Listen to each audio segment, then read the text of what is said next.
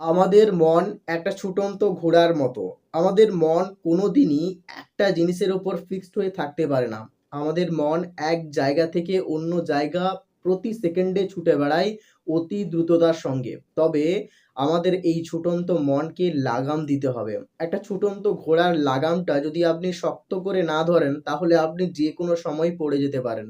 ঠিক তেমনিভাবে আপনার এই ছুটন্ত অশান্ত মনকে যদি আপনি শান্ত করতে না পারেন, তবে আপনার এই মনটাই আপনাকে জীবনে ব্যর্থতার দিকে এগিয়ে নিয়ে যাবে। জীবনে সবসময় আমাদের মনকে একটা বিশেষ জিনিসের উপর ফিক্সড করতে হবে, যাতে মন কোনোভাবেই এদিক সেদিক দৌড়ে পালিয়ে যেতে না পারে।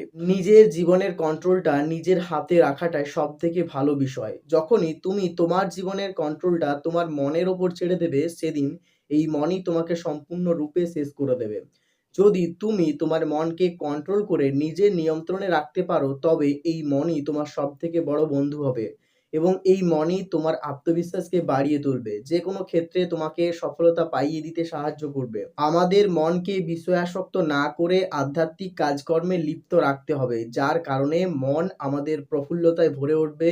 মনের ভেতরে একটা ঐশ্বরিক আনন্দ প্রবেশ করবে। কিন্তু যখনই আমাদের মন কোনো বিষয়ের প্রতি আসক্ত হয়ে পড়ে আর যখন সেই জিনিসটাকে না পায়, তখন আমাদের মনে এক প্রকারের কষ্ট অনুভূত হয়। তখন মন কিছু খারাপ নেশায় আসক্ত হয়ে যায়। তখন মন এক জায়গা থেকে অন্য জায়গায় লাফিয়ে বেড়ায় নিজের এই ব্যথাটাকে সারিয়ে তোলার জন্য। যেসব মানুষের মন কোনো বিষয়ের প্রতি আসক্ত হয়েছে, তারা জীবনে কখনোই শান্তি অনুভব করতে পারে না। তারা জীবনে কখনোই প্রকৃত সুখ পায় না।